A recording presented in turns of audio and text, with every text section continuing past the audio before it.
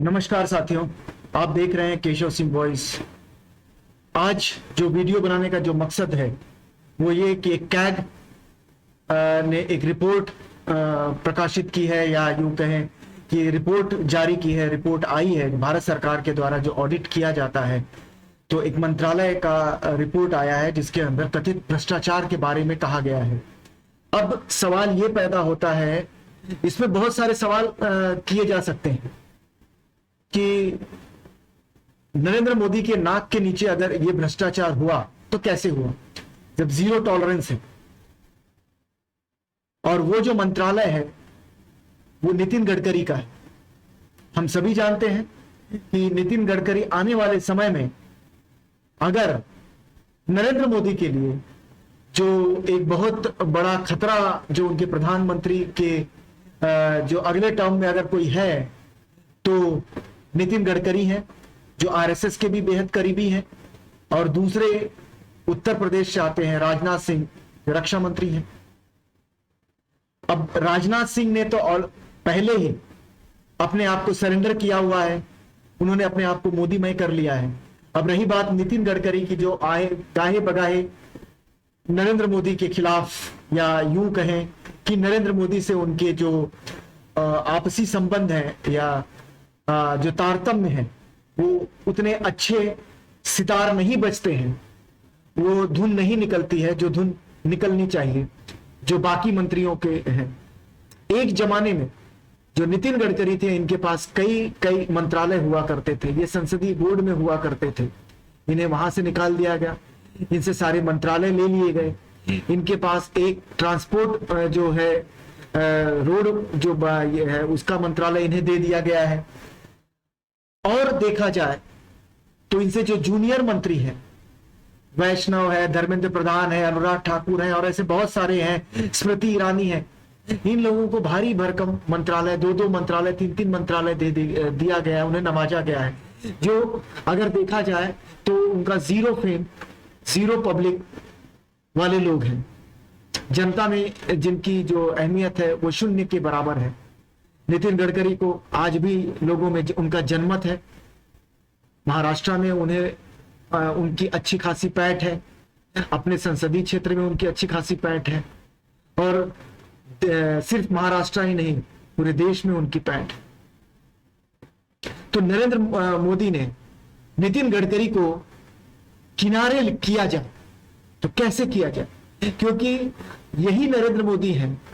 अगर ये अपने 10 साल की अगर ये उपलब्धि अगर गिनाने लगेंगे तो सिर्फ और सिर्फ यही बताएंगे कि यहाँ पे ये एक्सप्रेसवे हो गया, यहाँ पे ये हाईवे हो गया, यहाँ पे ये बना दिया, वहां पे 4 लेन बना दिया, वहां पे 6 लेन बना दिया, क्योंकि यहाँ यही वही उनका वर्णन है और वो वही कहते हैं। लेकिन अब इसी के अंदर कथित भ्रष्टाचार जो है वो सामने खुल कर आया है। जो कैग की रिपोर्ट में आई है, जो भ्रष्टाचार जो कहा गया है वो ये कि 1 किलोमीटर सड़क बनाने के लिए 251 करोड़ रुपए खर्च किए गए हैं। ये कैग की रिपोर्ट में आई है।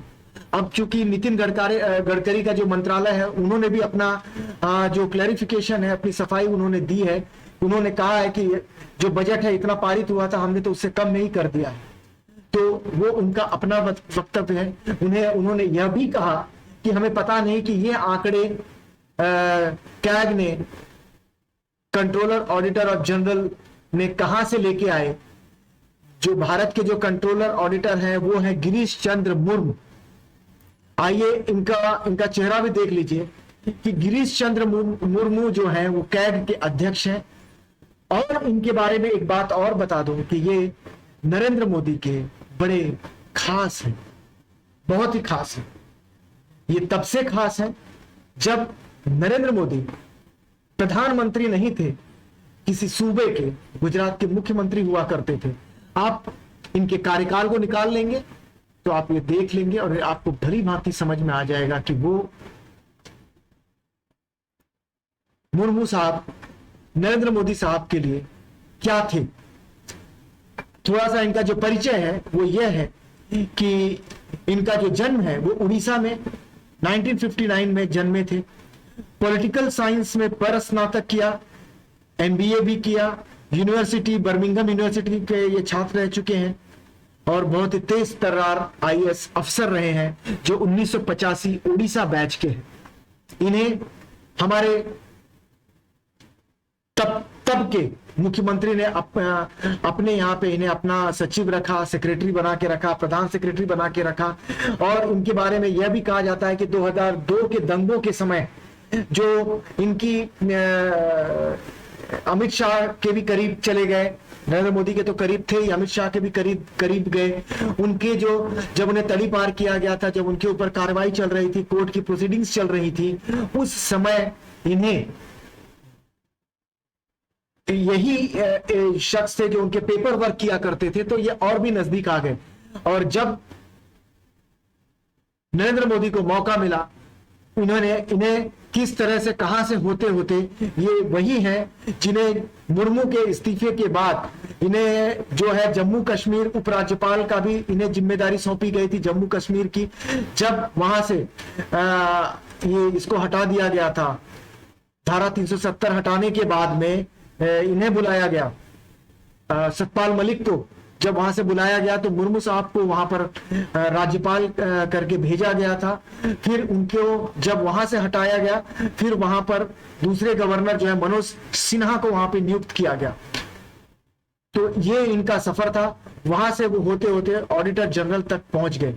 अब ये सवाल यह पैदा होता है कि क्या मुर्मू साहब नरेंद्र मोदी के विश्वास पात्र हैं, उनके करीबी हैं, और करीबी हैं तो कितना करीबी हैं? क्योंकि अगर इतने मंत्रालय हैं, सारे मंत्रालय में आप घोटाले निकाल सकते हैं अगर निकालना चाहें, तो नितिन गडकरी का ही क्यों? क्या उन्हें 2024 के चुनाव से किनारे करना है, उनको टिकट ना देना है? क्या यह एक भारतीय जनता पार्टी, नरेंद्र मोदी या गुजरात लॉबी की यह एक सोची समझी साजिश है? तो आप भी इसे समझिए, क्योंकि विश्वास पात्र आदमी विश्वास पात्र ही काम करता है। तो हम यही उम्मीद करते हैं कि यह जो विश्वास पात्र का जो काम है, वैसे भी मैं एक बात कह दूं, अगर घोटाला हुआ है तो उजागर होना चाहिए, लेकिन अगर टारगेटेड है, पर्सन स्पेसिफिक है, तो उसमें उद्देश्य का भी पता लगाना बहुत जरूरी है। जैसा कि ये मेरी एक शंका है, आशंका है, कुशंका है। आप भी सोचिए, आप भी समझिए और देखते रहिए। जिन लोगों ने इसे पूरा देखा, समझा, समझने की कोशिश की, उसे शेयर करिए, लाइक करिए और सब्सक्राइब करिए। धन्यवाद।